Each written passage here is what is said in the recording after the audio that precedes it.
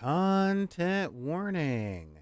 The following show contains smoking, some potty mouth language, discussions of fictitious violence, and a few social issues that might trigger a few folks, including childhood trauma, economic upbringing, and various other things that make people feel not okay when they should be okay.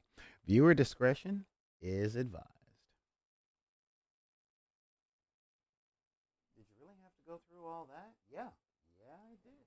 All right. Well, should we start the show? We should be starting the show in just a minute. I'm just kind of waiting on you to start the music. Oh, okay. Yeah, starting the music is a thing that we should probably do. All right. Well, hey, let's get this going. Anytime now.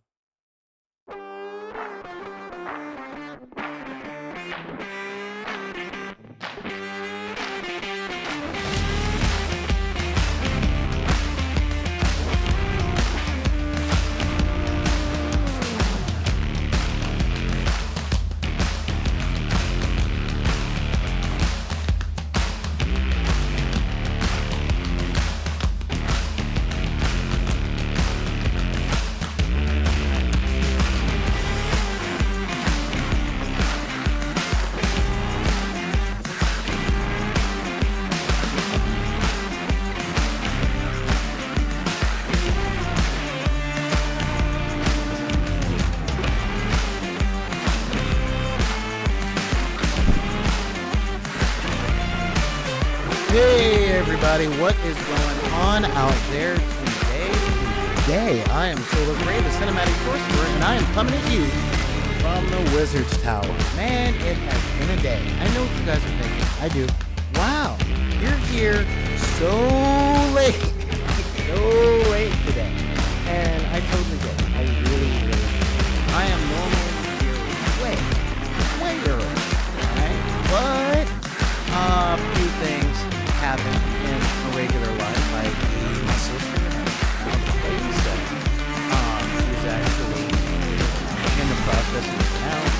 And there's been a lot of stuff going on.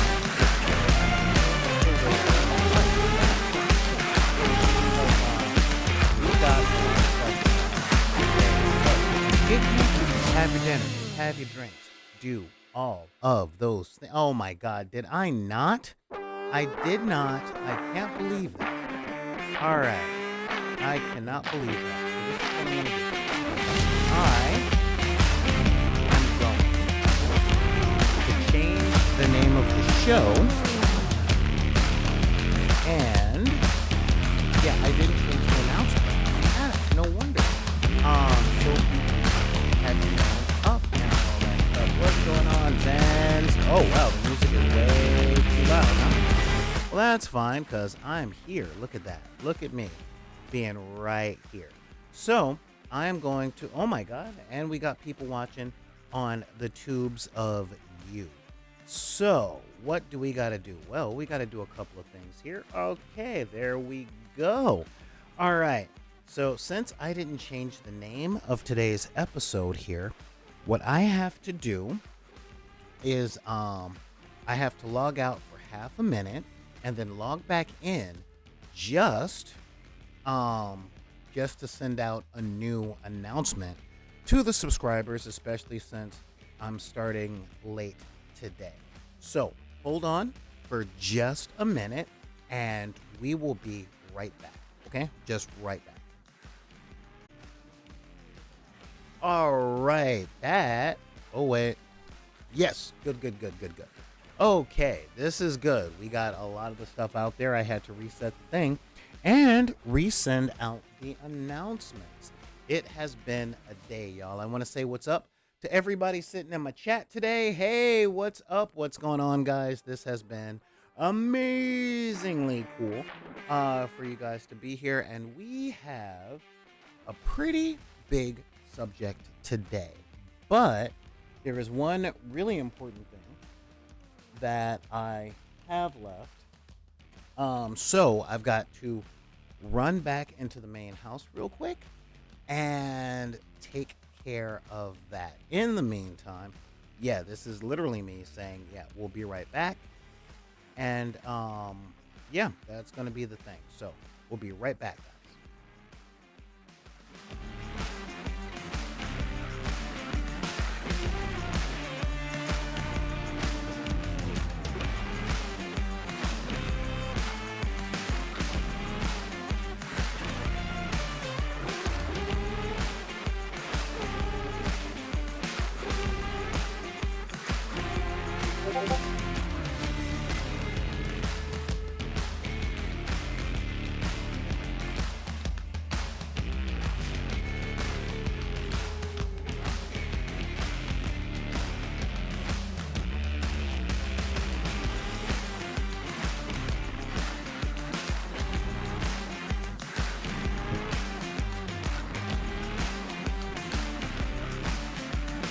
Now, see, that wasn't that long.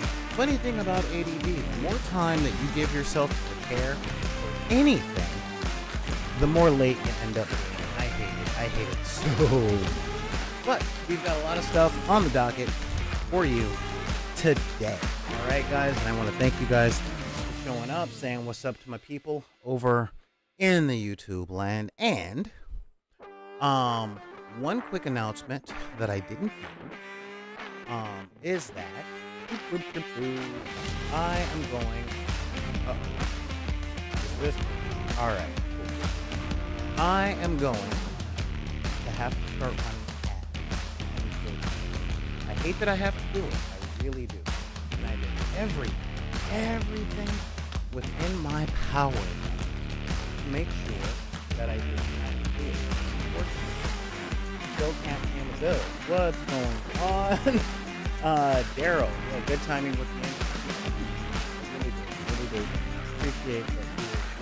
So, I'm gonna have to start running ads. I don't like it. But it's literally the stuff I gotta do. I didn't want to do it. I really didn't. Oh, yeah. I really didn't want to do the whole ad thing, but that's just what's gonna happen now. So I've been on a crusade to raise some money to do a couple of things, and that has made it so that I've had to take my normal job over at the supply chain warehouse. So I'm back to picking up heavy boxes and driving a forklift. And it is not fun. I am super sore. I am super tired. But that does give me some fun. So before we get going, I want you guys to know that I'm here, I'm listening, and if you like the timing thing, or not the timing thing, but the content warning and all that stuff, cool. However, if you guys got any questions or comments, or I say something that just rubs you a different way, you guys can hit me up at back in the day gmail.com. It's BACKINTHEDECK at gmail.com. You can also reach me over at Twitter, Instagram. If you're on the Clock app, you can hit me up at TikTok at BIDPY. That is BidP.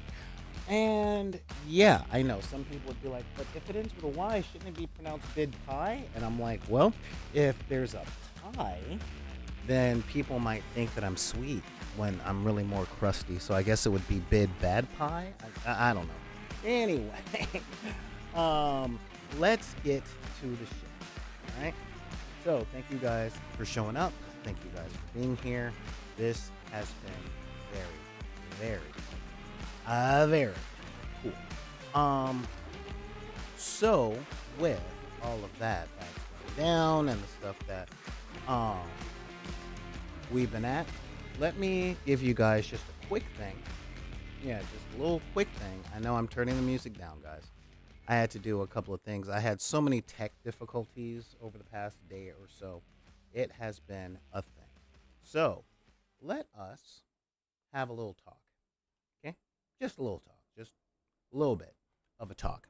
I have been spending a lot of my off time trying my best to cultivate community and getting to know a bunch of new gamers and things like that. And it has been a blast. And I was working on Happy With It, which is the painting tutorial show. And there was there was a game that was going on at the time, and one of the people that was playing the game actually said something rather interesting. Okay, and I say interesting in the same way of be profound. Daryl, I love that you understand. Yeah, sponsors are good. Get that money. I have to. I got to make a living.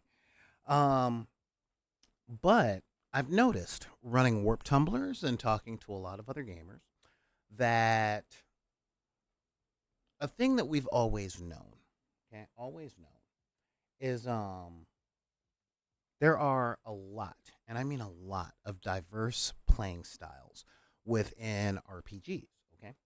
But some things come up all over, all right? Some things, there are a lot of common correlations and things like that, and it's something that I appreciate, all right?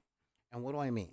Well, I have noticed, okay, I've noticed hardcore that within the history of Dungeons and Dragons and RPGs as a hobby, there have been thousands, if not millions, I'm going to safely say, hundreds of thousands. Okay. Hey, Josh, what's going on, man?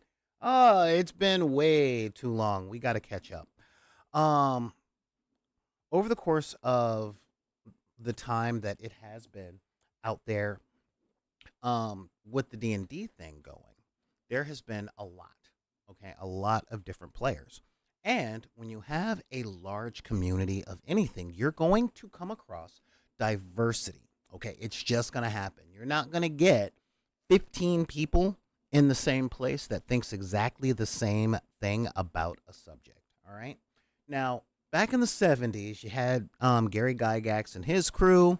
Um, really trying to flush out D&D. All right? Now, if you guys don't know, Dungeons and Dragons and subsequently the entire role-playing hobby genre lifestyle, call it what you will, evolved from a tabletop miniatures game called Chainmail.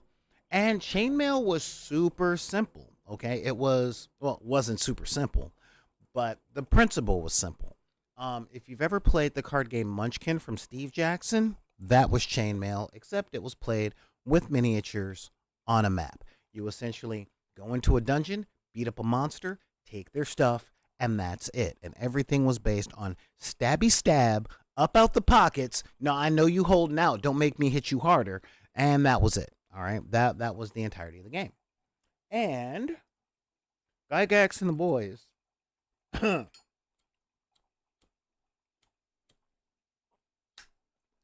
they did that thing that a lot of people do, not realizing the can of worms that it opens. And it is asking why? Why are we in this dungeon? Why are we coming down here and beating up these monsters and taking their stuff? And the answer is because we want what they got. All right. Yeah. That's true. Well, the German, yeah, the German stuff and Shadowrun and all that stuff, that's different. We're gonna get there, Daryl. And so they decided to create Dungeons and Dragons, to give a little bit of character rounding out. Okay, so it's not just um, what character class you are, what weapons you have, and how efficient you are at the killy killy. They actually codified having backgrounds and things like that. It went along well. Then second edition came out, etc., on and on until infinity. We all know what role playing games are today, and I don't care what system you're talking, being Shadowrun, World of Darkness, Cyberpunk, Pathfinder, D&D, Paranoia, Fate. Don't matter. Okay, and don't think I forgot about all you guys out there that play things like Burning Wheel and God, what was it? The old White Wolf game that was about essentially superheroes in the world of darkness. There's all that stuff that's out there. All right. Um, but one thing that I've definitely noticed, and this came up within the game. Okay. Mm. Sorry, not within the game, but conversations that I hear. And it got me thinking about a lot of stuff. And one thing I've noticed is that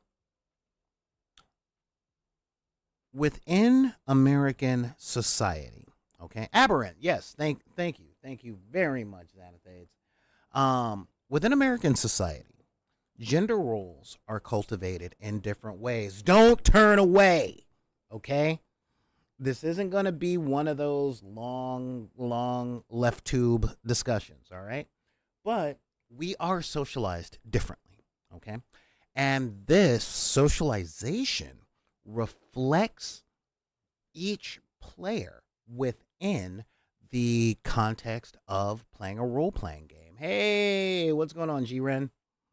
Um, so, what do I mean by this? Well, I grew up in the United States, and this has a lot to do with not just gender, but also economic culture and you could say ethnic background. All these things play a role in how people role play. All right, this is really big. There's an old saying in literature that tells an aspiring writer to write what you know. Okay. Well, the second part is with improv, you can only improv what you have internalized. Okay. That is a really big thing. So let's get down to how essentially folks are socialized. Now, the default in the United States is the middle class white male. Okay. And that comes with a lot of stock standard things. Okay. What are those stock standard things, you might ask? Well, one of the stock standard things is a lack of immediate hardship. And by immediate hardship, I mean this. Um, if there is, say, a car accident in the family growing up, it's a pain. And mom and dad might be in a bad mood. But the car tends to be repaired relatively quickly. And by relatively quickly, I mean repaired or replaced within 6 months. Okay? And that's big.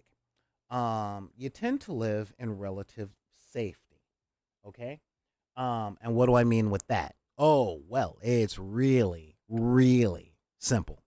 Um, you might have a little bit of a knuckle duster at home, but until the past 10 years, you haven't really had to worry about getting mugged on your way to school or to the supermarket.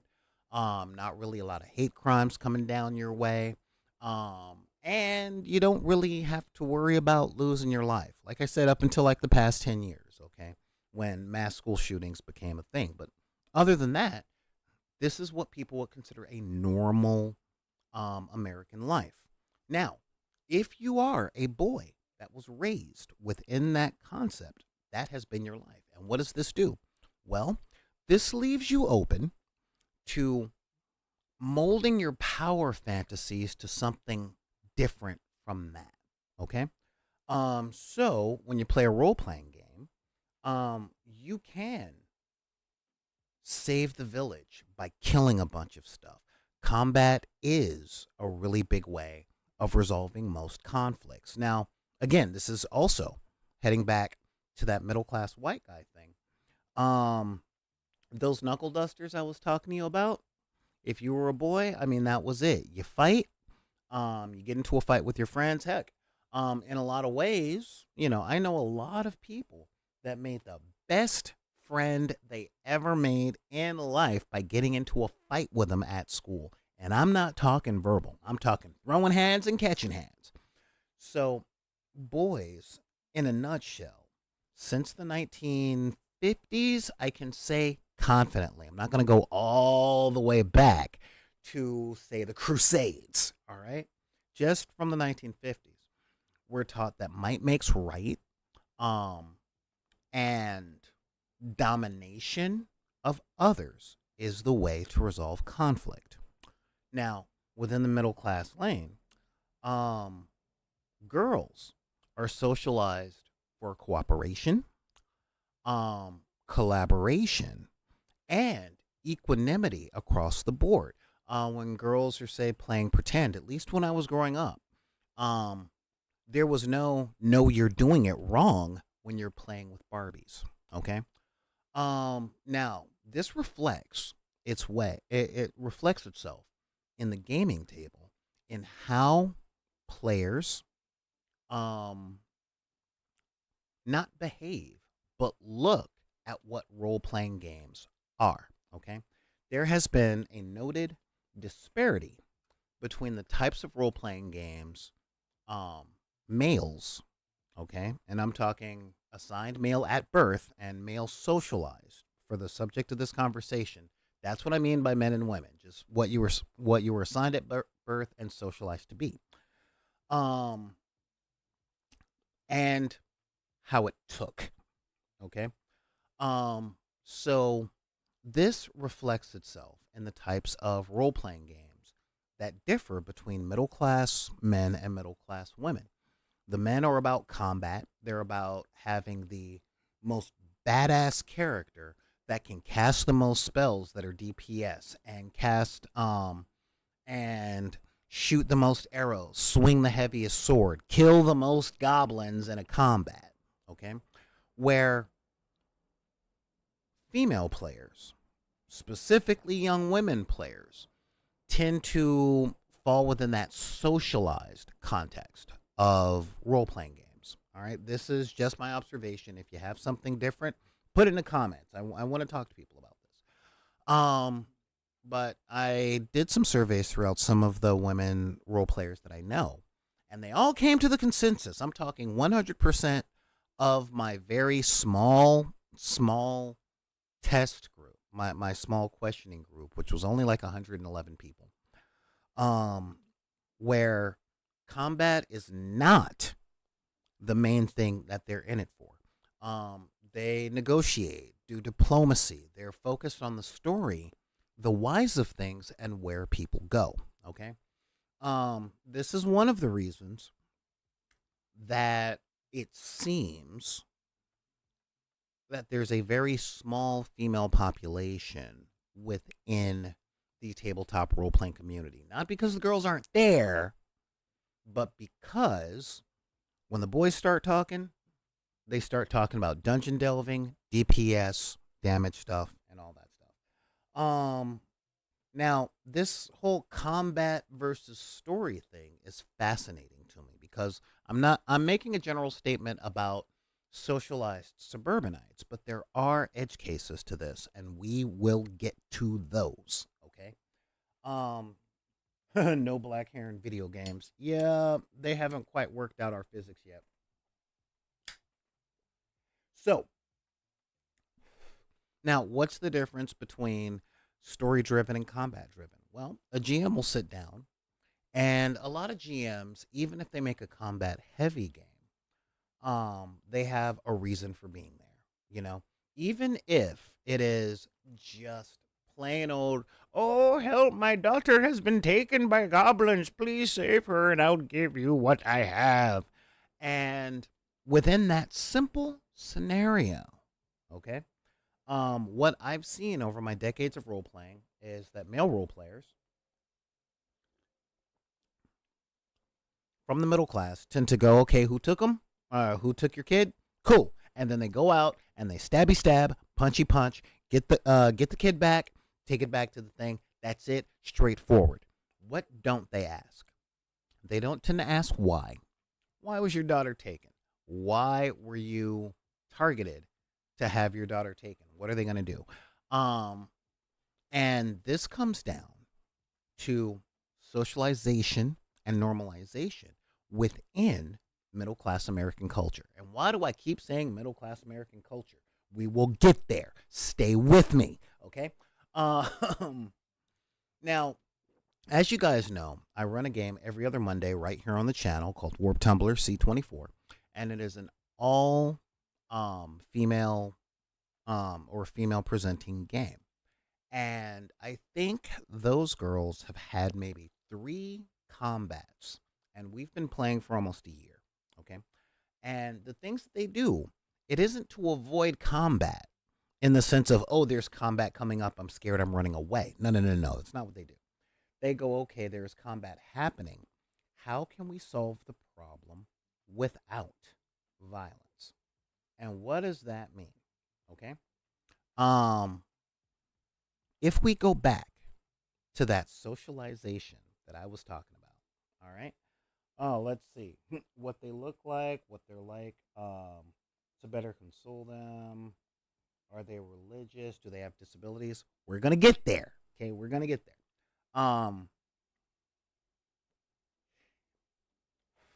When I go back to socialization, there's what's said to people and what's acted upon. Now, I was a little boy, okay, signed male at birth, okay, socialized to be male.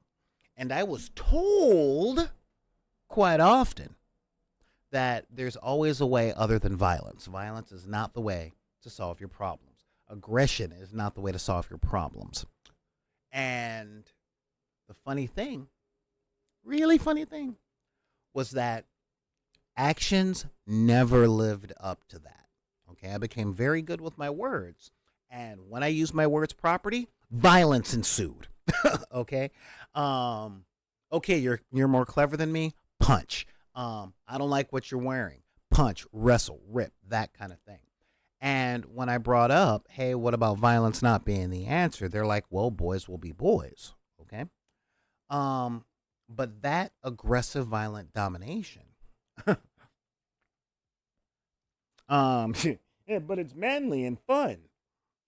Yeah, y'all know by now how I feel about that whole toxic masculinity. Um, this type of thing was always reinforced with violence. Even now, today, I still believe that violence isn't the answer. But when I'm in discussions with people and I disagree with them, the first thing they want to do is be like, because I said this. And I'm like, what, are you going to punch me? Is that the whole thing? You know? And that comes down from men. Okay. So men are socialized to be aggressive and violent. That's just the society that we live in when it comes to the middle class.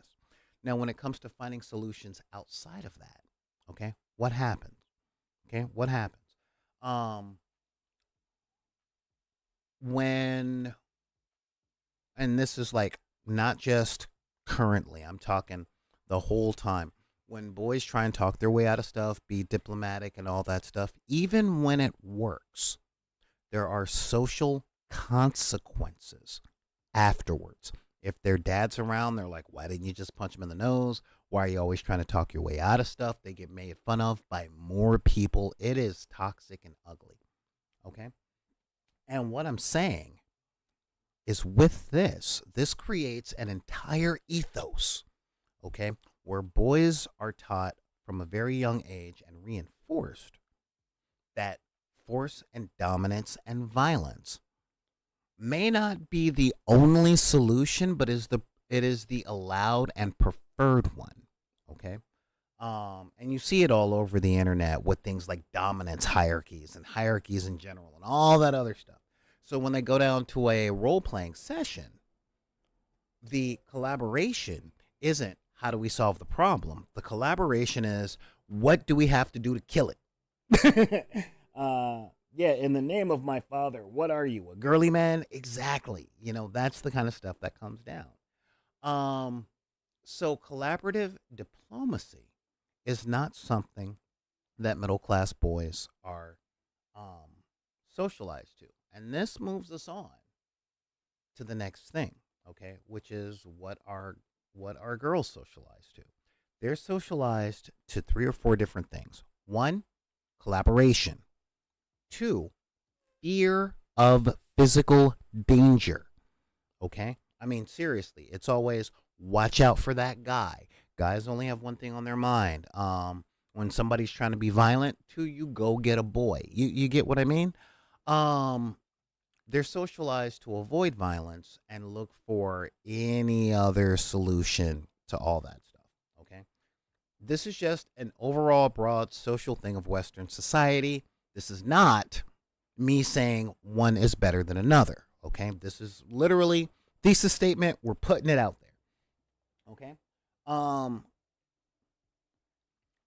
but what that does is when you take violence off the table and you have to look at the other solutions, that gives people cultivated within a non-violent mindset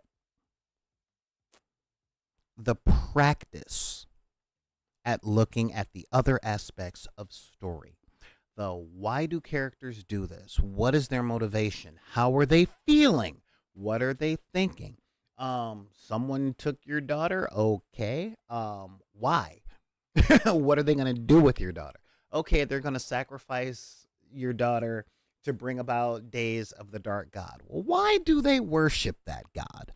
What is that god offering that the world isn't providing already? Let's see if we can solve all of the problems and save the world um, by making sure that people are getting what they're after in a way that doesn't get hundreds of thousands of people killed versus, well, you know, everything that happens in Batman in Gotham is kind of Batman's fault because he won't kill the Joker. You see what I mean?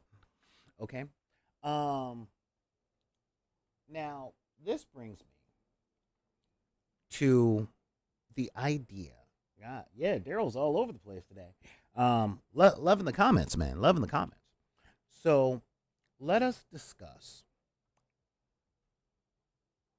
the power fantasies that are brought about from growing up in this kind of safety. Okay. Now, role playing games, video games, and movies. Ever since the 1980s, they have all had one major thing in common, and that is violence is the answer. Okay. Um, I watch a lot of classic movies, lots of classic movies, and one of my favorites, two of my favorites, are actually both starring Humphrey Bogart, Casablanca and The Maltese Falcon. Now, both of these movies contain violence. They both contain death, and death is one of the ways. It's either the motivating force, be it in both movies, or the path to the solution of the overall problem, Casablanca. Okay, but The Maltese Falcon had one person that died, just one. And it was up to Sam Spade, the detective, to solve the case, clear himself of the murder of his partner, find out what people were looking for, and get all of them arrested. Okay, and that was the 1940s. But come the 1980s, actually, let's go back to the 70s. The late 70s, early 80s brought us Dirty Harry.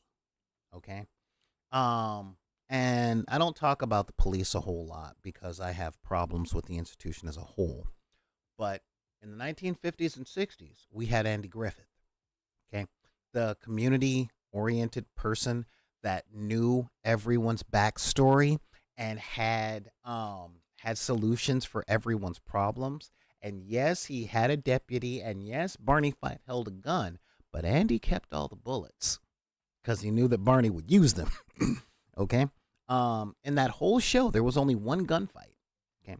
And then you go a little further, less than a decade later, and you got Dirty Harry, the bad cop who solves the street tough problems with violence.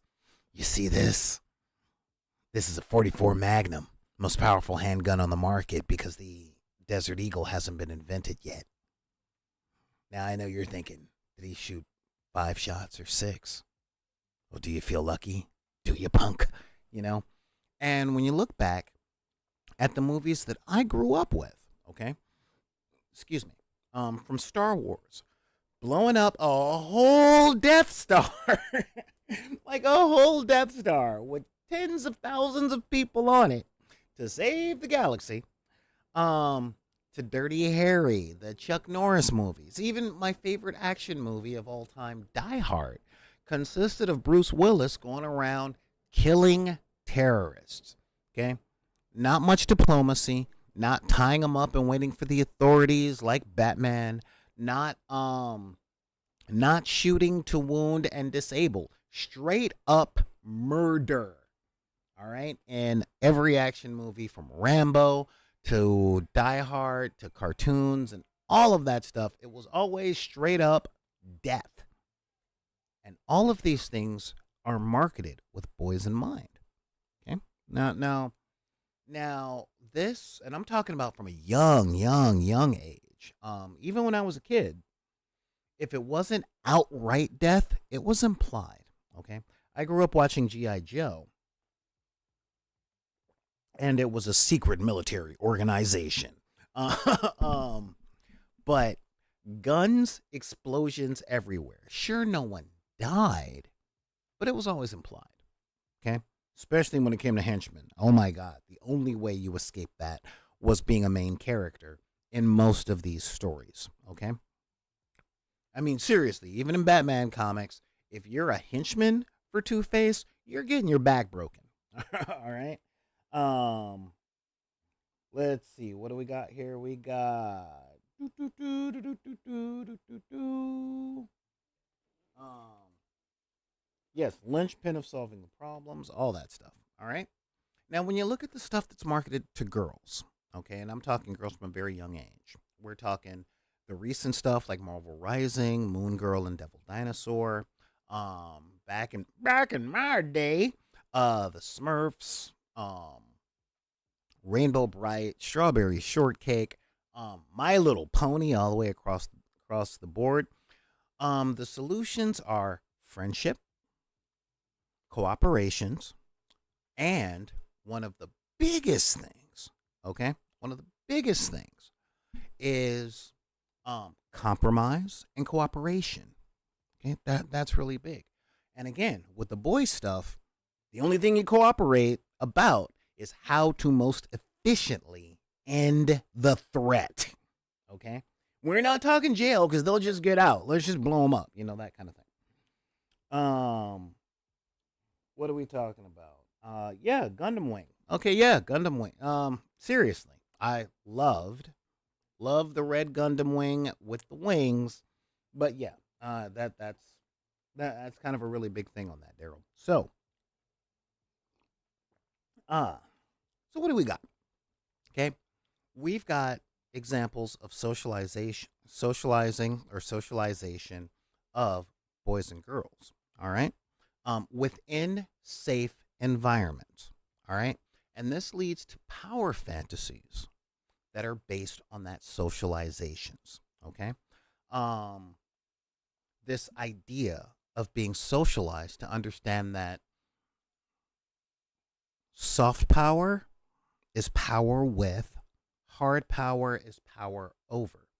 Okay, even the best of the best. Okay, look, we all know that every single young man out there has gone through a phase where he thought that Deadpool, Wolverine, and or the Punisher were cool. All right. Oh, I'll throw Lobo on that list too. You can look all over the place, and see discussions of X versus Superman, and Superman would lose because he's not willing to kill. It's always kill, kill, kill, kill, kill. And this comes, in my opinion, okay. Um Daredevil.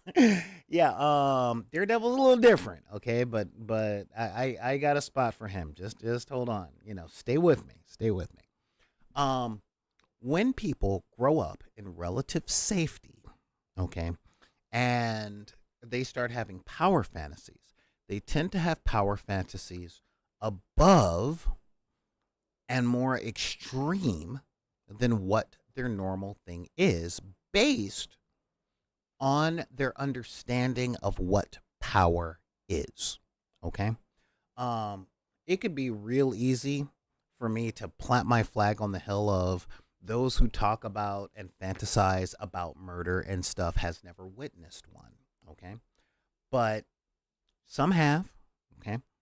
But I will take murder off the table and talk about atrocities, because this brings me to our next faction. This isn't just about boys and girls, men and women. This is about storylines and safety. Because, like I said, the stuff is marketed for middle class white guys. White guys. All right.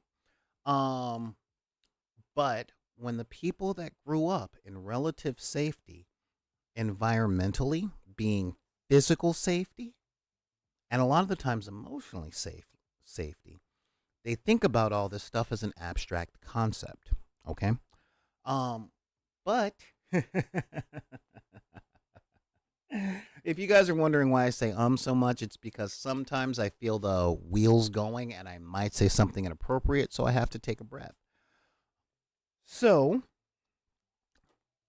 if you grew up not in relative safety, not in the middle or upper class of the United States of America from the 1970s on, your power fantasies tend to be a little different.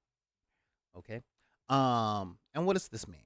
Well, um, if you grew up poor, and we're talking urban poor, um, if you grew up uncomfortable with the atrocities happening everywhere, then everywhere in your environment, then your power fantasies will reflect that. Okay. Um, I have someone I had one time considered a friend, and he had done military service, and he was always talking about the bad stuff that he had done overseas. But then he brought up how people who are criminals are scum. And he started sounding exactly like a cop from a 1980s show. If you commit crime, you're scum. If you steal, you're scum. If you do, you're. It's always this dehumanizing stuff. Now, as y'all know, I grew up in the hood, and this is for people of color, for people that grew up in the hood, people that grew up in trailer parks, the LGBTQ community. Okay, people that grew up without the umbrella of relative safety that you didn't have to think about. Our power fantasies are a little different, okay? And that is reflected within gameplay. Now this came about because I was listening to a game that someone was running, and it was a straight up Diablo style dungeon delve, okay? Go into the stuff, kill all the monsters, but the GM was trying to imbue story with the gameplay. And the players were not having it. They're like, I came here to kill, kill, kill. That's what we're doing. Take out the monsters. Um, and there was a woman in the game store that said, I like the world that you're building and I'd like to explore it, but I couldn't play with your group because I don't really like the whole dungeon delve. And that's the thing. Okay, that is a completely different thing that got me thinking about this episode. So I literally reached out to like over 100 people. And I'm like, do you guys see a difference in this? No. Now, me growing up in danger, okay? In danger, danger from gangs, danger from drug dealers, and danger from palm-colored supremacists, because I'm trying not to get demonetized.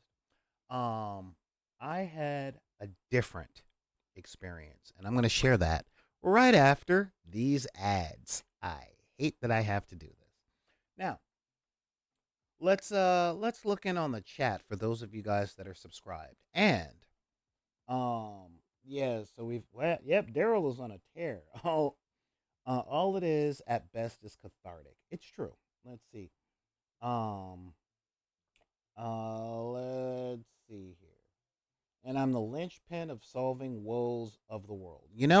That is a good point. For a lot of people, the power fantasy comes down to that chosen one trope, which that deserves an entire episode.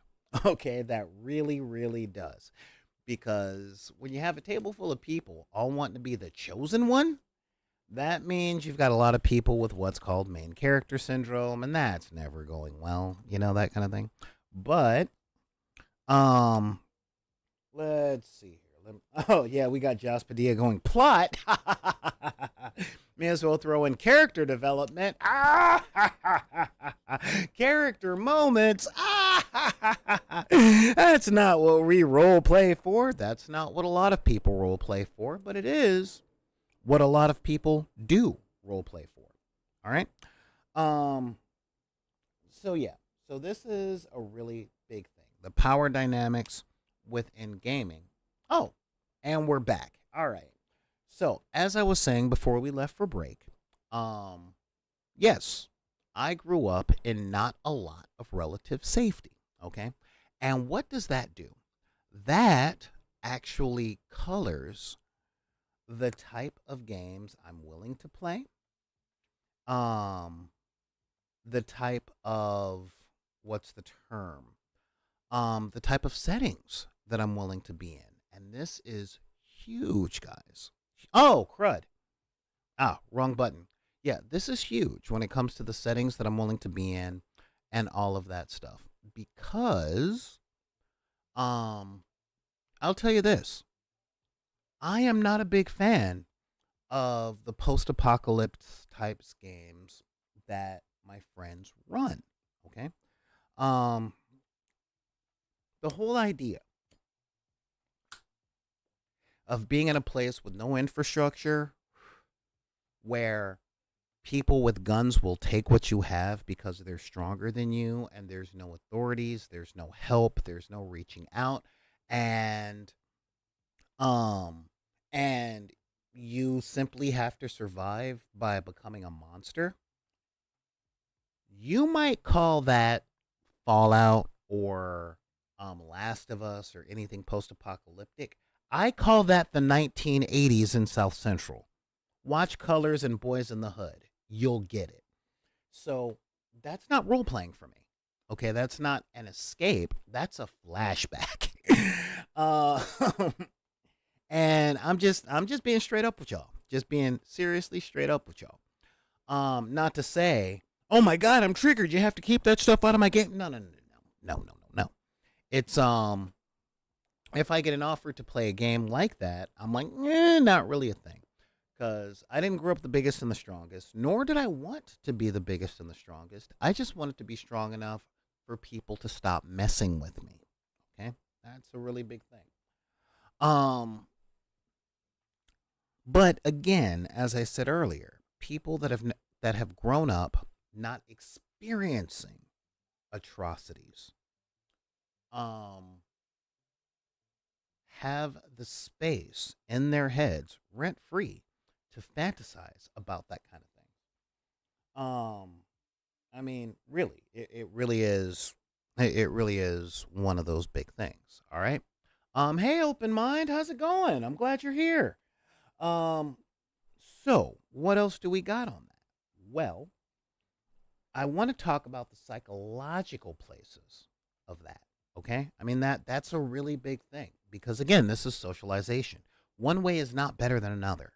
Okay, but are these are things that we have to keep in mind when it comes to our RPG experience. Okay, um, a lot of people ask like, why can't we get more X in the gaming community? Why can't we get more women or more LGBTQ plus or more black people or more other people of color? And the thing is, in order to have a diverse group of people at your tables, you have to have an understanding of what makes the people diverse in the first place. All right. Now, I personally do have a few hard lines. I'm not playing Dark Sun or anything that's set in the Underdark. Okay. Um, Look up what happens to people in Dark Sun who aren't psychic, and look up to anyone who comes across the Drow and lives in the Underdark, and you'll see why I'm not exactly in it. All right, but this is something that the writers of those settings and most of the people that run that stuff don't think about on a daily basis because it's not part of their culture, nor is it part of their cultural trauma. All right. And not just everything is trauma. All right. So let's get back to that collaboration thing. All right. Now, there was a study, I forgot what it was, that observed young girls at play and young boys at play, and boys played sports, and sports, not games, sports. As you guys know, I did this, I posed this question about a week and a half back. What's the difference between a game and a sport? And the most common answer across the board for this poll was Though a game is something that you can win, that you can win, and even that you want to win, a sport is something that you are dedicated to win. A game should be fun, win or lose, where a sport cares way less about fun as it does being triumphant. Okay? Um that's a big thing. You can, if you get a chance to sit down with an NBA player, ask, are the games actually fun or is it your job? And you'll find that the answers vary, but statistically speaking, yeah. I don't think Michael Jordan had a lot of fun unless it was after the game when he's being showered with all that champagne while holding a championship ring. You dig? Now, there are a lot of people who, when they game in a collaborative way, they look for cooperation and solving problems with ways other than violence. If for no other reason, role playing games are pushed as an all encompassing all encompassing activity that has character interaction, story writing. It's a collaborative storytelling thing. And a good amount of the times it seems that one group of players, primarily male, um, tend to only want to tell war stories, i.e., um, we were in this village and then it got attacked by goblins and my character killed 30 or 40 goblins. It's all Gimli and Legolas the whole time, you know? And people that were brought up collectively and collaboratively tend to try and find solutions other than violence by diplomacy, politicking, solving puzzles. Okay, that's a really big one. Solving puzzles is huge. Solving the mystery. And I'm not saying that men are murder hobos. No, no, no, no, no, no, no. This isn't what I'm talking about. What I am talking about is the overall sense of how characters are created and people want to try and play games in general. A lot of people, mostly men, see a role playing experience as the experience of role playing a vigilante hero, okay? Within a group of vigilante heroes. But not superheroes. And what do I mean by this? Well, someone brought up Daredevil. Daredevil is a vigilante hero who is one dude against an entire corrupt system, who during the day fights the system as a lawyer and during the night punches a bunch of bad guys to try and make evil stop being evil with his fists. But he can't fly. He can't breathe in space. One of the biggest things that you see on the internet in the days that we're living in is the more powerful the character, the more people try publicly to talk about cutting to the chase and going straight for extermination. You see this with hashtag Thanos was right. He wasn't. You'll see this with Batman should just kill the Joker, Two-Face, the Penguin. If nobody else, definitely the Joker. But the solution tends to always be killy, okay? Versus superheroes like Batman and Superman and the X-Men try and find solutions other than killing because they live in worlds where killing has consequences. Batman doesn't want killing to become easy because he'd be good at it. Superman has the power to destroy the planet or at least take it over and become a fascist dictator, and he won't because he's a good guy. His parents raised him right. All right? Yes. So, and by the way, I'll be commenting on most of the stuff in the chat during our commercial breaks. So, if you want to be there for that, use your Amazon Prime subscription. It goes through Amazon Gaming. Subscribe for free, okay, for free. Now, if you want to pay for like a tier 2 subscription, feel free. But if you got Amazon Prime, subscribe with us. Won't cost you a dime. and that will do really good stuff.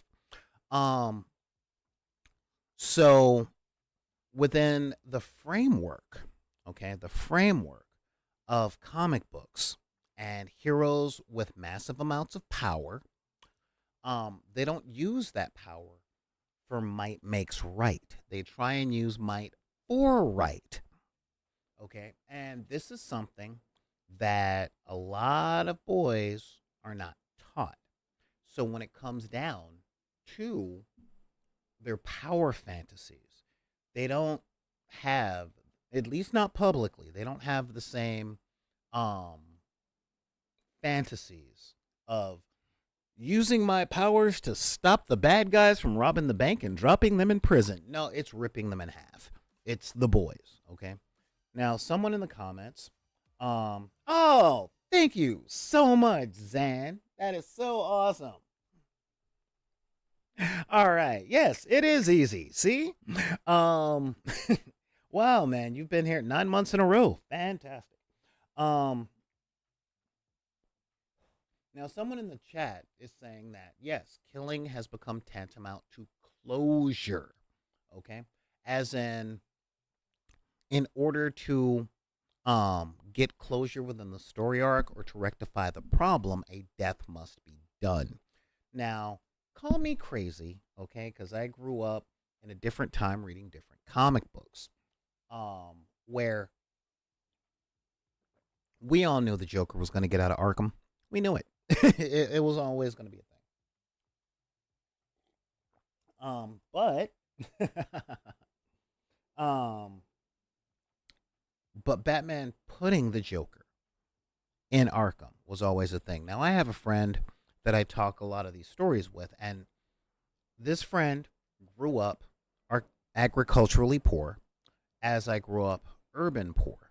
Okay, and so he's seen some things that I don't want to know about, just as I've seen some things that he doesn't want to know about. And for people that grew up in these places that still have a positive outlook on life, um, authorities exist for a reason. Okay. However, let's talk about that other section. Okay. And these are the people that grew up in rough environments. Okay. We're talking um, urban areas where life is cheap. Okay. Um, when they are indoctrinated into a culture of violence, then the idea of solving a problem any other way definitely doesn't become foreign, but it takes a back seat. Now I'm letting y'all know right now, I'm not attacking anybody. Okay, I'm really not. I'm not gonna attack anybody. I got lots of friends who are all about that action, where I'm all about that story. Okay, um, but I do ask them, why is it always war that you want to look into these things? It's always war, it's always fighting, it's always violence. It always comes down to who can kick whose butt. And the reason for that comes in two different flavors. One, disenfranchised boys, fiscally disenfranchised, and boys that grow up in places with not a lot of infrastructure are pushed in that direction that we talked about at the beginning, um, of might makes right. Um, you get bullied in school. You go tell an authority figure that you're being bullied. The bully will get punished, but then they'll come back twice as hard because how dare you get them suspended? Get what I mean?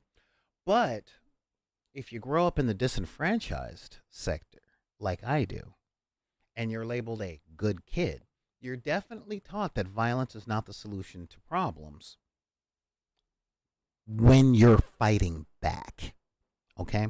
And this is something that I talk about quite a bit um, outside of online spaces because I don't like people reacting and not having conversations to communicate or to hear.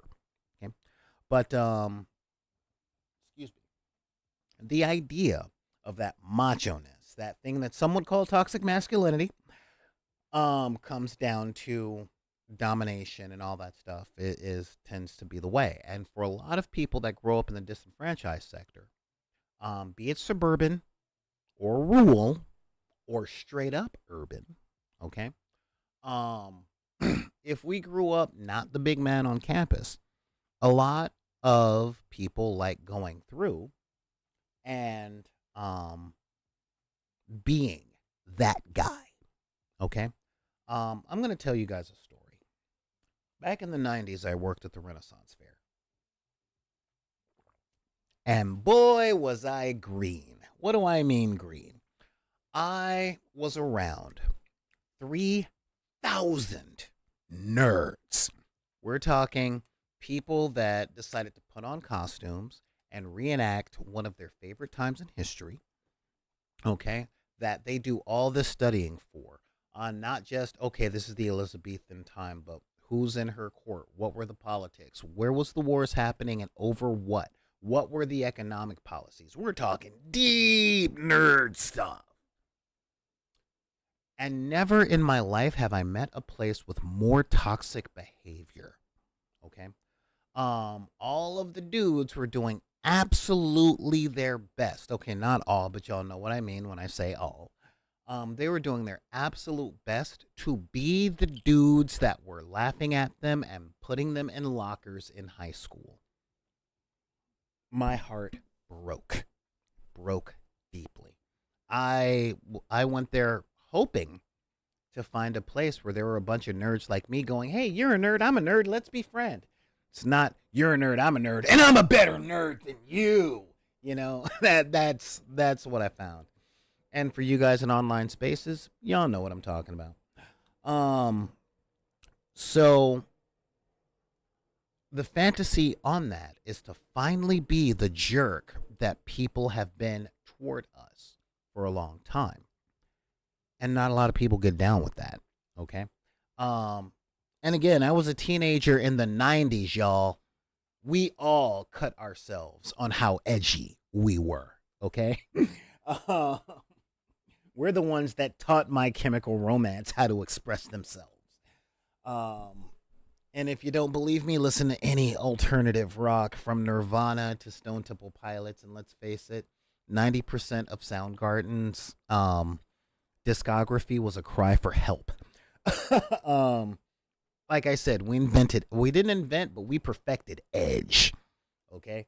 Nobody in the 90s paid for their own seat or paid for their whole seat. We only got the edge. And that being said, we get role playing as the villain. We get thinking that Thanos was right, which all he really had to do was, double the amount of resources out there and use the Mind Stone to make sure that all distribution was equal and fair. Anyway, that's a different thing. I'm not getting on that. Yeah, if you don't know now, you know. So that role playing style, the dungeon delve, we are going to do all of this stuff and we're going to be violent and all that jazz, that definitely has a place, okay? But what I'm doing this thing for today is looking at the competitive ethos, where these things are happening, and what are the places for each one. Not to mention, as we do in every show, we're going to talk about how, as GMs, do we get through the process of creating a game that's inclusive for everyone that we want at our table. Because if they're at our table, they're there to have fun. But if they have different flavors of fun, how do we balance that? I'm going to leave you guys with that question while we pause for some ads. Okay, chat, what's going on here? Yep. Yeah, oh man, the tube of you is really out there today. Thank you for being here, Open Mind. You are awesome. Let's see. But really, I was into martial arts films, right? Due to the fact that they were gentler characters and were more focused on defending themselves than defeating their opponents. And using their might to take down higher authorities, Bruce Lee was punching at the establishment where Jackie Chan was running away from the bad guys. Let's see here. In other words, everyone and everything is macho, and no one and nothing uses diplomacy to solve problems. No, dude, that's not what I'm saying. That's not what I'm saying. See, beginning of the show, I said the thing. Um, yeah, that is not what I'm saying. Okay, I'm not saying everything is macho. No, no, no, no, no. I'm talking about the differences between play styles and how female gamers, okay, woman gamers tend to enjoy um, role playing sessions that are more collaborative, story driven, and solvable by means outside of violence, such as diplomacy, solving puzzles, and coming up with the third option, or as I like to call it, supermanning. Okay, um, that's where we're at. Oh man, hey, good luck with the management position. So yeah, yeah, that okay, cool, cool, cool. So we are back. Good to see you guys. Wow, we got a lot. Hey, Sideshow Paradox. Um, so as we were going on, hmm, how do we find solutions to having people at our party that's all about stabby stabby, stabby stabby, shooty shooting, all that stuff, and the people that don't want to do any shooty shooty stabby stabby, but they want to talk to people. Now, this brings me back to Gamers Heart of Dorkness. And I thought it was a little cheesy the first time I watched it, but as the years have gone by, I'm like, you know what? That's kind of a point there. Um, oh yeah, seriously. Everyone's wishing open mind a good luck with the job application that they're filling out. So do yeah, nail it, crush it. All right. Um, and the idea of talking to NPCs, doing detective work. Okay, that is a very, very legitimate aspect of role playing because of how the role playing games talk about having story. Okay. And the story of I found it, I punched it, we saved the day isn't the entirety of every story. So how do we do this? How do we um find a way to balance? Well, I'll let you guys know. As a dungeon master, as a dungeon master of God, more than 3 decades. I'm getting so old. I actually have a blanket on me right now because I'm like, oh, it's cold in here. Why it's so cold in here?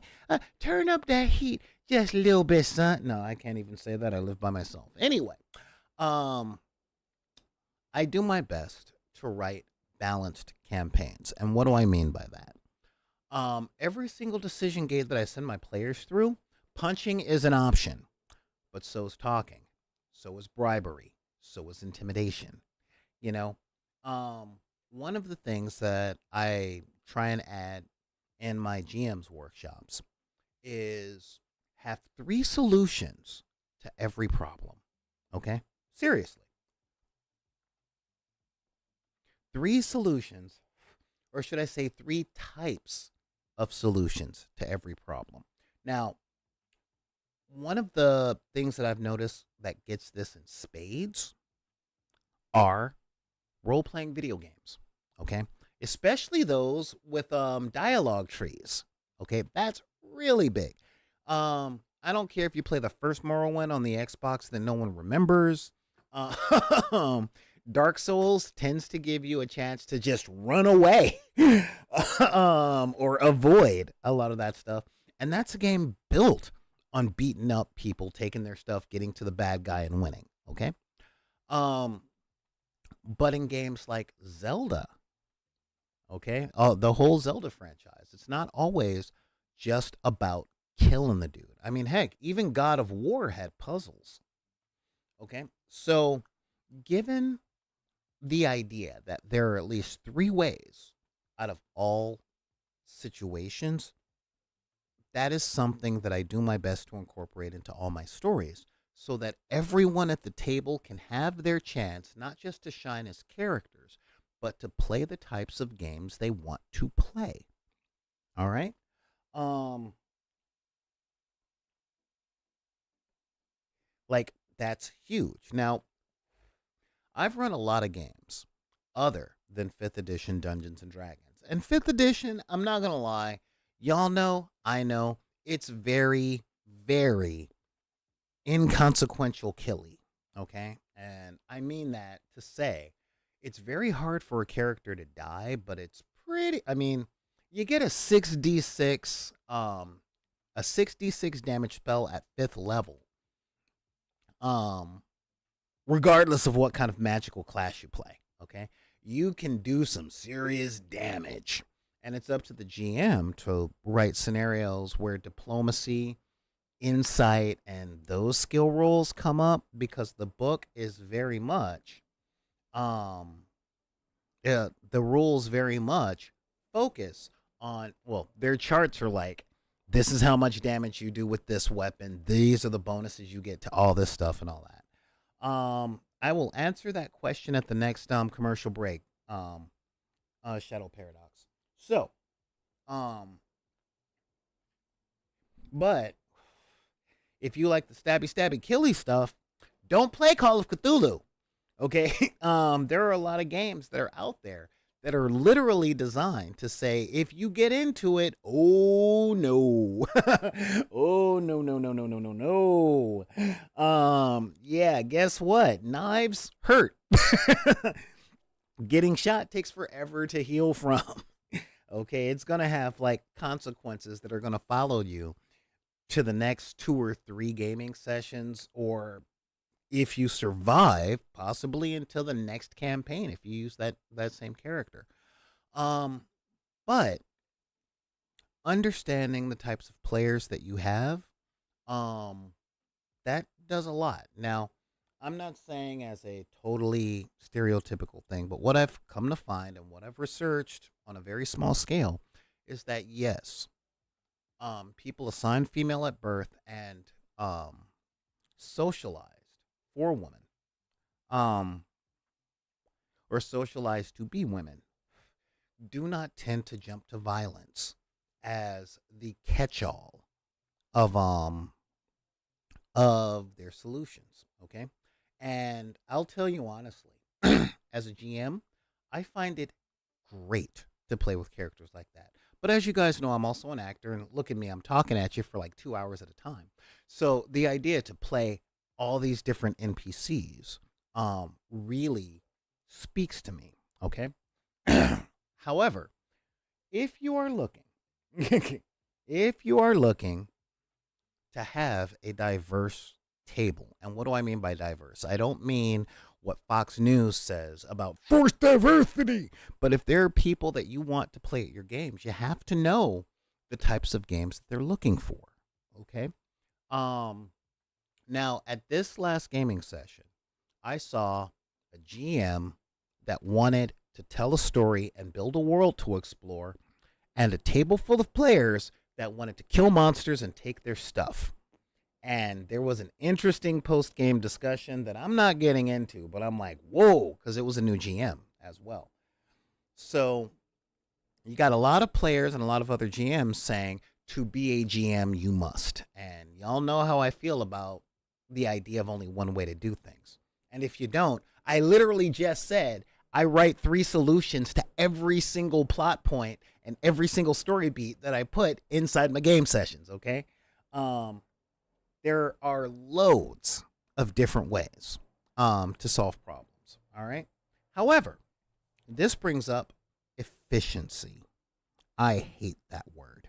At least I hate what it has come to mean, okay? Efficiency tends to be the, I guess you can say, tree stump, because it's not the root, but it tends to be the tree stump of a lot of men who role play. All right. And what do I mean? Well, let's get back to this socialization thing. Okay. If you were socialized a boy in the United States of America, it's do it now. Everything has to be done right now. There was an urgency behind everything. When you're a kid and you're told to do chores, it's not do chores when you finish that level. It's stop playing the game and vacuum now. It's don't finish watching that cartoon, do your homework now. It's don't take a shower and eat breakfast, mow that lawn now. If it is breakfast time, You don't get to wake up when you're rested. You get up and you eat now. And then when you get into the workplace, everything has that urgency.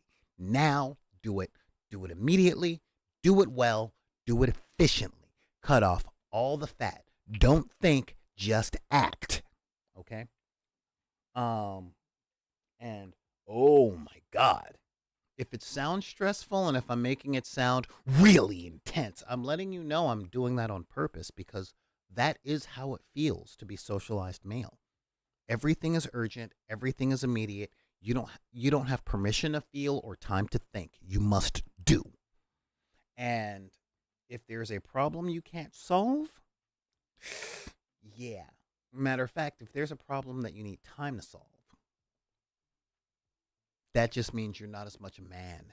And the world isn't going to give you that kind of time, so I'm not either. Okay? And that, I'm telling y'all, I grew up in the hood, and those were the words from every person in my family, male and female. And what I've learned about my friends in the suburbs is the intensity is real. It's just not always as harsh as it is if you grew up agricultural or urban. If you grew up suburban, yeah, the intensity and all that stuff is very real in effect, if not in delivery. It's all messed up, yo. This is why we play role playing games to get out of that. However, thank you, open mind. Keywords: socialized man. All right, not born, socialized. Okay, so no one's born a man, no one's born a woman. Okay, those are accomplishments. Those are things that you work your way up to. I mean, seriously, I like to call everyone adult. Am I dealing with an adult, a young adult, or a child? Okay, it's just easier for me on that level. But yeah, the intensity is real. The other stuff is real, and whether or not we like the things that we're socialized to believe, it sticks. Not all of it. In a lot of our cases, not most of it, but enough.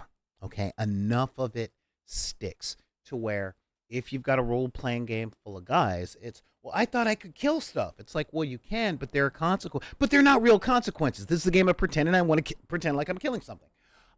Where you have other people. Wow. So yeah, that's going to be a lot for my next commercial break. Open mind, keep it up, man. I love this interaction. So yeah, I mean, it's a really, really big thing. Now we are evolving as a society, but that thing is kind of slow. So when we get at the role playing table, a lot of the times we do bring that in. And the other thing I have to point out is, being socialized male and socialized American. Okay, and this is really big. American or male, let alone American male. Okay, because these things don't cancel because you have one. It's not like you're immune to the other stuff. One of the big things falls back on efficiency, meaning if you know how to do it efficiently, okay, if you know how to do it efficiently, then there is no other way. All right. And if you don't believe that that's how people think about it, I dare you to ask any man in America. I don't care what social class they come from. Ask them for directions. And if you want to have really, really big amounts of fun, ask one man for directions in a room full of other men and see what happens. All right. Or ask most Americans what a piece of media is about. Okay. What do I mean? Oh, no. That movie isn't about, like Fight Club isn't about how laissez-faire capitalism turns us into machines and all that stuff. It's about it's about claiming your own masculinity. No. It's about coming out of the closet. No, it's about sleep deprivation and how people need more rest. Everyone will say what it's all about when there are multiple readings on a whole lot of things. Okay. And I find that women do this a lot less. Okay. I just find I could be incorrect. I live in Los Angeles. things are strange here. All right. but that goes back to that efficiency, which reflects on that now culture. Okay. Do it now, do it effectively, do it efficiently. Um, I had a martial arts teacher at one time. Great teacher, although I didn't agree with a lot of the ways that he looked at the world, but he's a generation before me, who said, once you find the right answer, there's no reason to keep looking. And I questioned that. Um, I bring up the direction things because when I was a kid, I lived around the corner. I lived around the corner from a liquor store that had a video game in it. And um, there were two ways that I could take to that store and get there within 5 minutes. I could either cut through the park that I live by, or I could walk to the corner and take the main streets. Those are two different ways to get to somewhere. And then my neurospicy brain started going into a whole lot of other things. Well, I don't have to go directly there. I could go around here and I can go there, or I could go to the other side of the freeway and I can come around. But there were lots of different ways that all ended up at the liquor store to play Street Fighter 2 because I had a pocket full of quarters. Okay. What was the way? There wasn't the way. There were many ways. Okay. So yeah, seriously speaking, yeah, you see, bro, open mind, yeah. We're deckers, all right? And deckers look out for each other and we're always pulling for each other. I'm doing my best to cultivate an actual community and not a parasocial thing. So, and you guys, good looking out. Yeah. We're all pulling for you to get this management position because if you're filling out the application, it's either because you want the job or because you need the job. And we all want you to get what you want or what you need. And hopefully you need what you want and you get that in one swoop. So, we got your back, man. So yeah, so real Spy Hunter. Yeah, those were the days, but Spy Hunter was a little odd. It was kind of hard to get there. You put your quarter on the thing. That's 80s video game protocol. We'll get to that later. Anyway, so I want to take some questions after the break. All right. So we're going to go on commercial break real quick, show you guys some more ads because I need this to be my full-time job, yo. So I'm gonna do gonna do the commercial break thing, and I want to take some questions. So come up with some questions and put them in the chat. All right, we'll be back in just a second. All right, so what do we got here? Yes, socialize, man. Yes, we are evolving into better humans with unique abilities and expectations. And man, I am here for it. When the time comes, I'm telling you right now, one mind or open mind, sorry. When that time comes, I ain't gonna front. I'm getting, I am so getting, absolutely getting, some organ replacements. Okay, I'm going straight up cyborg so I can be here to see the end of all that stuff. Let's see here. USA plays a role on that socialized thing. Yeah, it does. But this is the most political as I like to get on the channel. And because I don't want to run one of those channels because honestly, I just don't have the time or energy at this point to fight a bunch of people who are mad all the time. I want to make a positive environment. All right, so we are back. Isn't that fun? All right, and if you guys, we're not totally back. If you guys don't like the commercial breaks, I get it. I really, really do. I totally get if you don't like the commercial breaks. And if you don't like the commercial breaks as much as I don't like the commercial breaks, there's a way past it. If you have an Amazon Prime account, you can subscribe to us here on YouTube. Or not on YouTube, sorry, on Twitch. Okay, and if you subscribe here on Twitch with your Amazon Prime account, there are two things. One, you got to do it every month. However, the second, and this is big, it's free. Okay, and you get all of the content that we put up here ad free with a subscription. All right, and do that with Prime. Don't use your money. Use Jeff Bezos's money.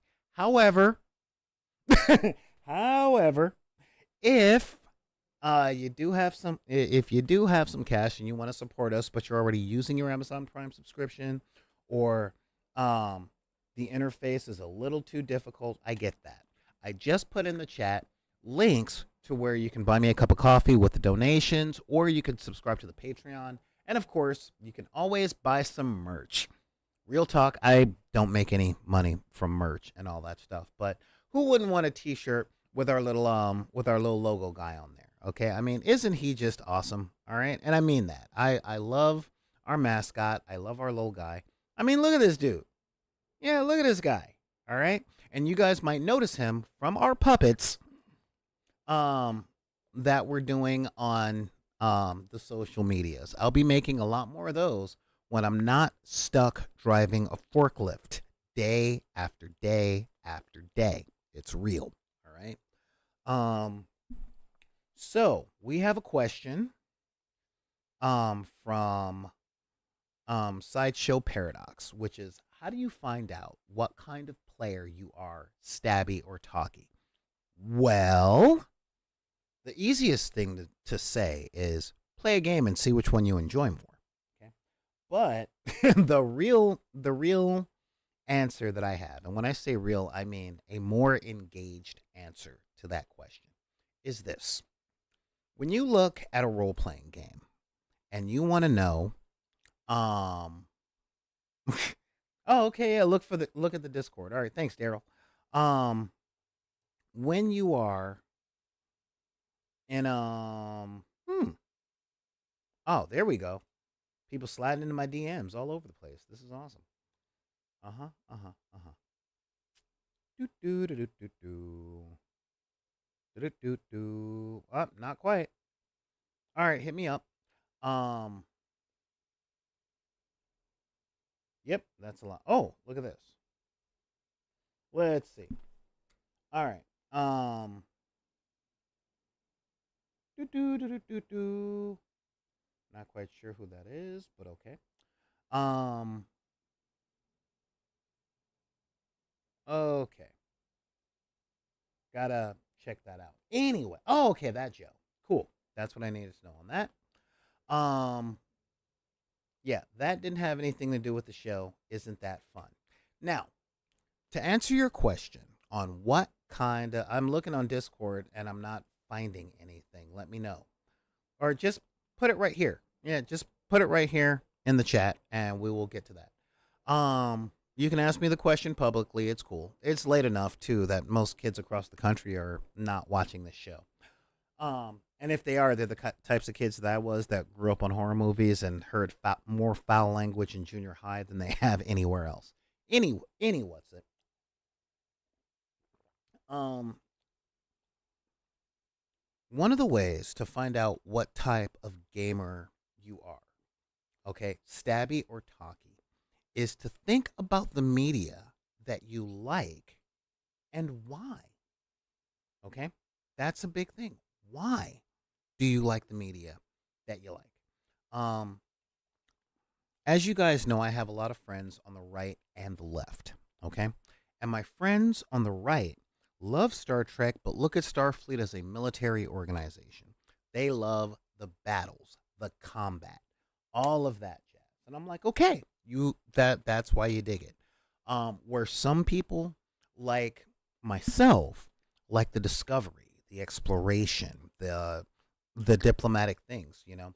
If you find that you like movies and stories that take place in court or at court, like if you watched Game of Thrones because of the dialogue and the people interaction over the battles, then you're probably a talky puzzle solving person. If you love mysteries, then you're probably a talky person. All right. As I said, Casablanca and The Maltese Falcon are two of my favorite movies, and the things they have in common is here's a problem that we can't punch our way out of. How do we solve it? Let's see here. So, if you like stories that involve solving problems outside of violence, chances are that's the type of gamer you are. Now, if you like action movies, where people are shooting and blowing stuff up. Like, if you look at your DVD collection and you see that there is a majority type of story, be it talkie-talkie, rom-com, drama, or action, that will really, really tell a lot about the type of person you are at the gaming table. Next question. Why do physicists always ask for what? Cute, Mike. Why do psychics always ask for your name and why they weren't expecting you? One, psychics don't see everything in their immediate timeline. If they did, they wouldn't have they wouldn't have psychic readings at my house on the corner with a big sign. They would have the lotto numbers for next week. That doesn't mean that psychics aren't real. That simply means that whatever psychic ability is, it's something that those who aren't psychic don't quite understand. Okay. This is important because I run a lot of psychers in my stories, and a lot of people are like, well, don't you like being able to see the future or even read a mind doesn't mean knowing everything. Okay. Real talk, some of the best stories with psychics involve a psychic getting too much out of someone's mind and getting a nosebleed. This was surmised in the 1987 X-Men cartoon, where every time Charles Xavier used his powers, he always ended up screaming, ah! Test me on that. Let's see. Let me check Discord to see if there's any questions there real quick. Just looking at the BitP server. I see the live stream announcement, but I don't see any questions. Are you sliding them to me in my DMs, Daryl? Let's hope not. Let's hope not. Okay. So yeah. Yep. And let's do that there. I really have to spend more time on the Discord. Any other questions here? Let's see. Yep, no, I covered that one, covered that one, covered that one. All right. So let's see.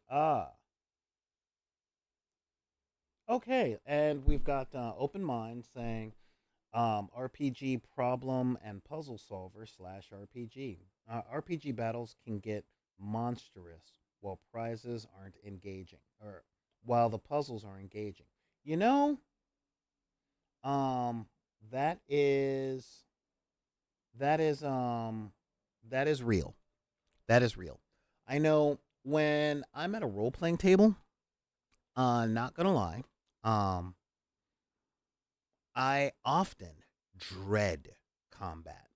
Not because um not because I don't know my way around a combat table, okay? Because I do. No, I dread combat because what tends to take 2 or 3 rounds ends up taking 5 or 6 hours. Okay. And now don't get me wrong. There are places for this type of things, and I want to get to that. Now, when I have a table of people that are just dedicated to getting into a fight. Oh, wait, Daryl has a question here. Um what is the difference between fight versus tall when they both can dominate? Um Diplomancers and master spies are devils. Huh? Oh yeah, push. Okay. Yeah, that was actually a very good movie. Yes, very time consuming. So let's see here. Um yeah, sorry guys. This kind of threw me off. Let's see here. What is the difference between fight versus tall when they can both when both can dominate? Diplomancers and master spies are devastating. Um, hmm. The difference between fight versus tall. Could you elaborate on that question? I'm not quite sure how that goes. I'm not quite sure what you're asking. Um, yeah, some people would rather solve the puzzle. Um, that's the open mind there. Dread because yeah, most player conflicts and it takes forever too often. It's very true. But when I have a table with people that want to do combat more than anything else, if that's where they're at, um, I always open the floor to playing a tabletop miniatures game after. One of the things that I love telling people is a tabletop miniatures game is like an RPG, except it's all fighting all the time. Ah, what doesn't matter between talking versus fighting type players when they can both derail the game? Okay.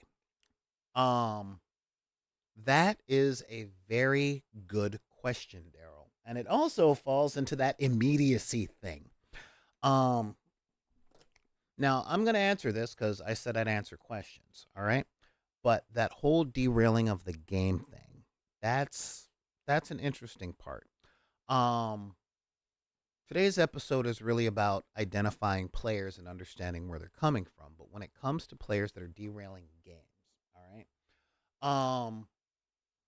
the difference is in the methodology of what they're doing to derail the game. And what do we mean on that? Well, first, in order to derail a game, you have to have an understanding as a GM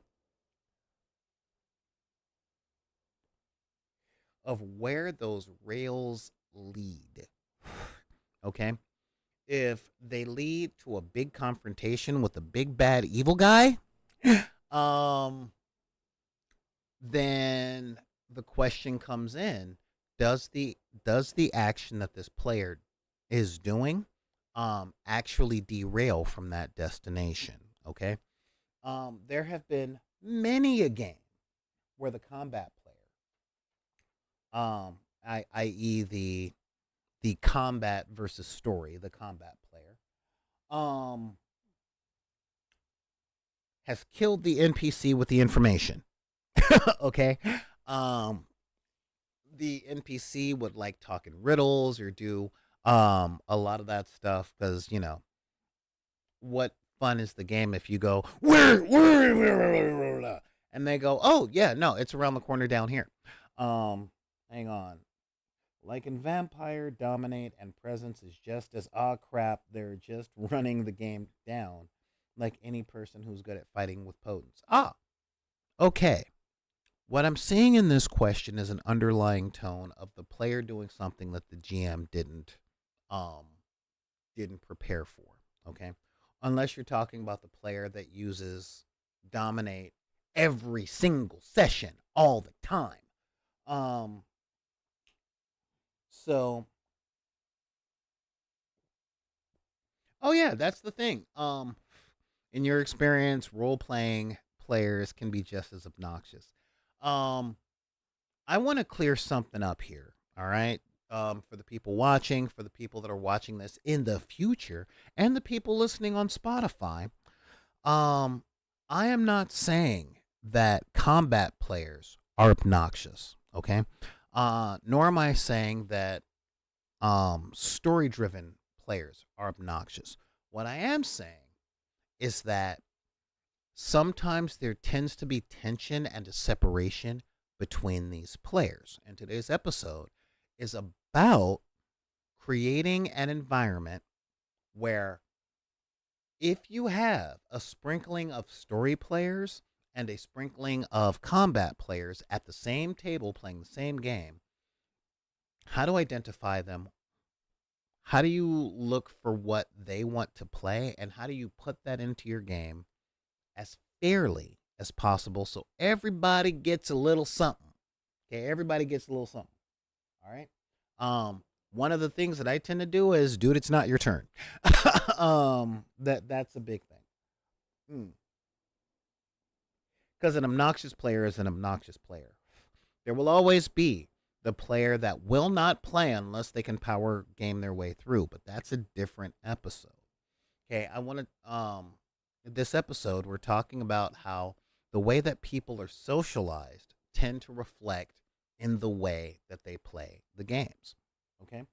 Um, so yeah, it's definitely a thing. Now, one of my solutions is definitely um adding three solutions to every single problem. This is one of the reasons I love the fate system because it is so open to using the thing that's in the room according to the characters to either avoid the fight or to subdue the guy or sometimes just to kill them. You never know, but the options are there.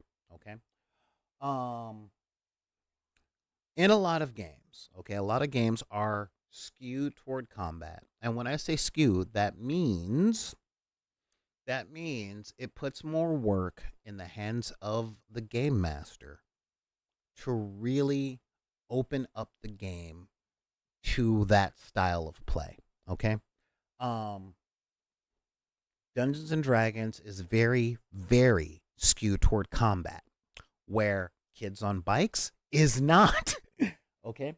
Um, a lot of games are very set for story. So when you have players at the table that play games differently, because let's be real, okay? I'm being 100 with you guys as I always am. Role playing games, tabletop minis games, comic books, most of geek culture has been very boy centric for decades. Okay.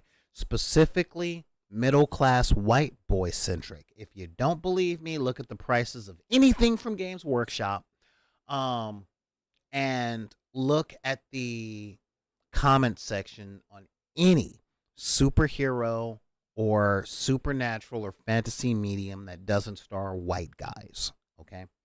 Um, it's just this is just the world we live in. Okay. I can't tell you how many arguments I've had about Tolkien never have written black dwarves, and I'm like, he didn't write white ones either. He just wrote dwarves. Okay. And this goes all the way back to when Voyager came out and Tuvok was introduced. If you know, you know. Um, so how do we make space at the table for people with all these different gaming styles? Because right now, in the 21st century, if a player has an idea that it's going to be the type of game that they don't want to play, they simply won't go.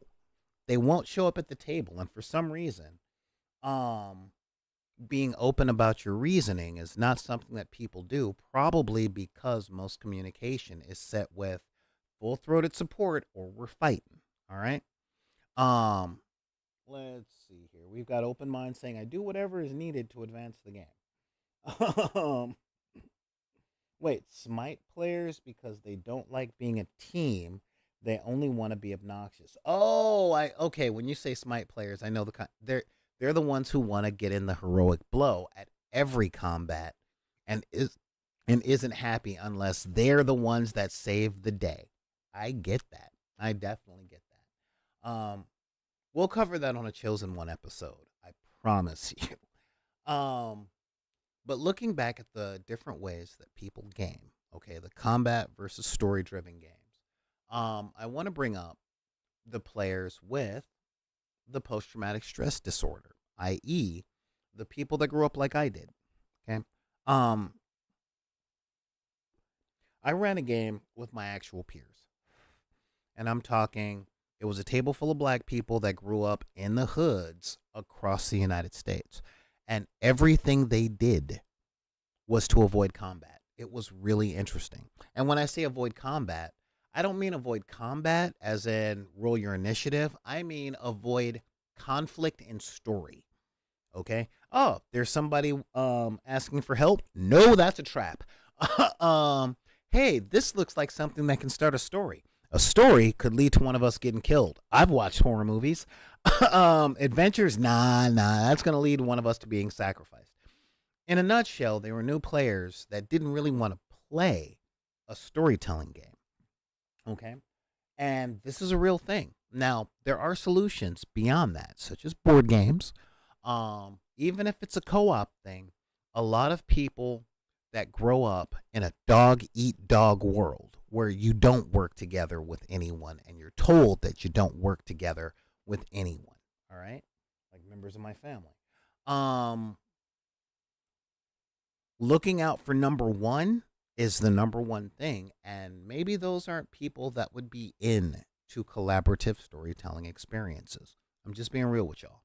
Okay? Um Thanks, I hate it, but it's a sad thing. Okay? And this comes back to socialized worldview. All right? Now, as I said a little earlier, I grew up in an environment where you had maybe one or two people that are really looking out for you and everybody else is lying. Okay? Um and from what I've seen, that's LA as a whole, and the less money you have, the more intense that happens. A lot of smiling, a lot of, as Reverend Maynard would say, a lot of smiley glad hands with hidden agendas.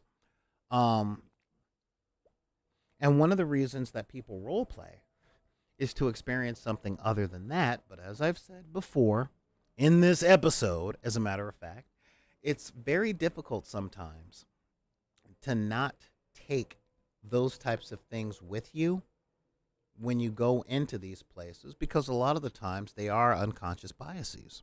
Okay? Um so to sum up, okay?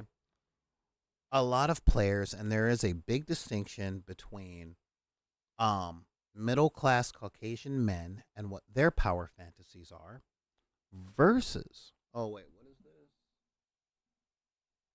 Yes, pre-roll ads on and all that other stuff. Yeah, I know. Um a lot of middle class Caucasian males in America um have more of a standard power fantasy that's supported by our media. Where people who aren't that will have something different. I'm talking your women players, your LGBTQ plus players, your players of color, your black players, your poor players. Okay. Um, a lot of neurodivergent players. Okay. Um, I have a lot of friends who are on the spectrum, and some of them really like solving puzzles. Some of them really like character interactions. Some of them turn combat into puzzles to be solved. Okay, this is one of the reasons why I try and put together such a complete run and a completely balanced game with a little something for everybody, so everybody's getting something. All right, everybody gets something. But in order to do that, we have to understand that the way to play a role playing game is not a one time universal answer. All right. If you guys have any questions and you want to ask me those questions, feel free. All right. Feel free to ask me those questions because they're things I like answering. I love being part of the community. And um I want to thank you guys for showing up today. And I love the fact that our chat section has been so busy today. But that being the case, you guys can hit me up, of course, at backinthedeck@gmail.com. That is BACKINTHEDECK at gmail.com. You can also, of course, hit me up over on Twitter and Instagram. You can join the Discord. We'll have to talk on that. Okay? At least when I can find you guys on the Discord, I ain't gonna. Again, I don't do the whole front thing. I don't front. Let me just double check again for Daryl's question. And yeah, thank you guys for being here. I really, really enjoy you guys. And if you're on the Facebook, join Deckers on the Block. It can be a fun place, and we got a lot of cool players out there. But in the meantime, guys, if anybody tells you, I mean anybody at all, tells you that you can't like what you like, or have the hobbies you like, or play the games you like because of the circumstances of your birth, religion, creed, gender identity, sexual orientation, disability, neurodivergency, or your budget, you can look dead in the windows of their soul and tell them to take whatever card they're playing on you and put it back in. I'm Solar Gray, the Cinematic Sorcerer, saying thank you for being here today. Thank you for having the patience for the ads and my inconsistent streaming thing. I do want to be here Mondays, Wednesdays, and Fridays at the very least. Fortunately, being in logistics means I'm at the mercy of the port at Long Beach. So I will be here as often as I can. But in the meantime, share this stuff, check out the archive, check out the YouTube videos, and share this stuff around to your friends, guys, because the more successful these channels are, the more I can actually do this, because it's kind of expensive to be a streamer in relation to things like eating and paying for housing. But thank you guys for being here. I'm Solar Gray, the Cinematic Sorcerer, saying we will see you next time. Dark Side of the World.